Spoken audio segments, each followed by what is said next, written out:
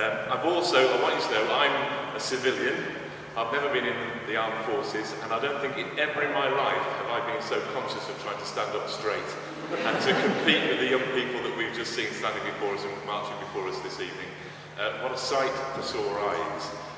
To say that I'm offering some sort of credit to you by being here this evening, very, very kind things to say about the big cheese. I think the problem with big cheese is eating too much of it yourself, but anyway, I spent today with auditors and inspectors and government office people, and to finish off the day in this kind of company with these young people and their parents is a great privilege, and is what I come into the work for in whatever guise. So it's a delight for me to be able to say congratulations to the parents.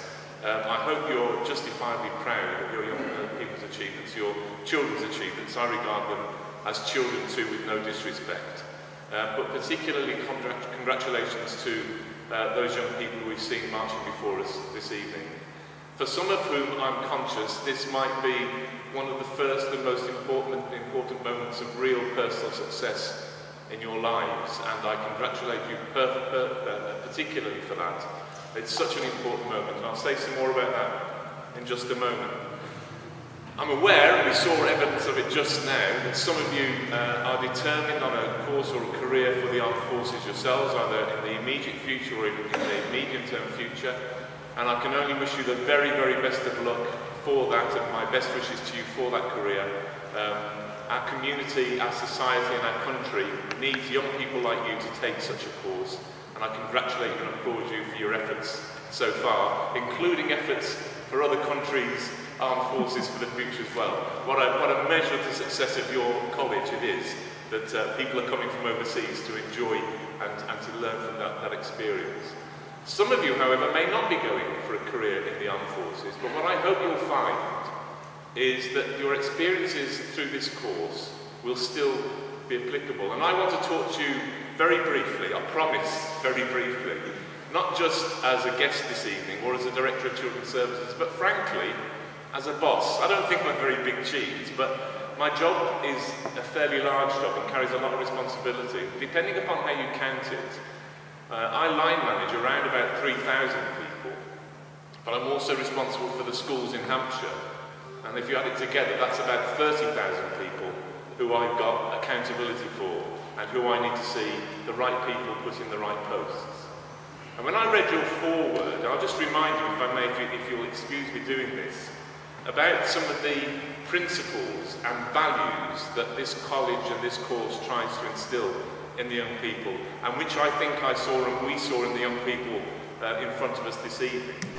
These are values and principles and skills which I can't value highly enough as an employer in whatever work of life. Teamwork, personal pride.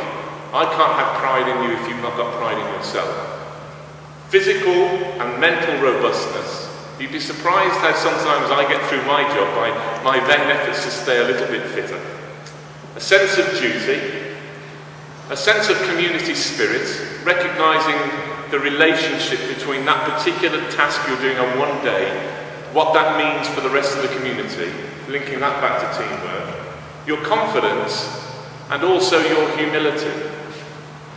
Now in my job, we have to put into place people with a range of professional skills, a range of technical skills, and we saw through those videos and we've heard and seen from you today, you're going to be developing those in your future careers, whatever those careers may be. And those skills, those talents, they're incredibly important.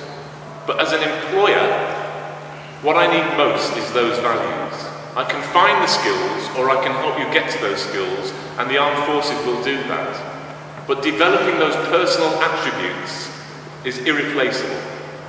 And what I'd like to think is that what you've had this evening, when you've collected your awards, your special awards or your certificates or your jackets, is something which you understand cannot be taken away from you, because they're about your personal achievements and they're about you making your mark, your rite of passage if you want, setting your stall out for your own adulthood and showing your parents what a good job they've done with you, despite I know there may have been moments when you and they haven't been so sure over the years. Well, let's remember today and value today and treat today as a precious moment. I ask one more thing of you, and then I promise, sit down. I ask that this is not the end of your learning, that the college is a launch pad for your future learning. And I'd like to take the privilege of congratulating you one more time on your parents for what has been achieved in this fantastic college, and to the people who run it. Thank you very much.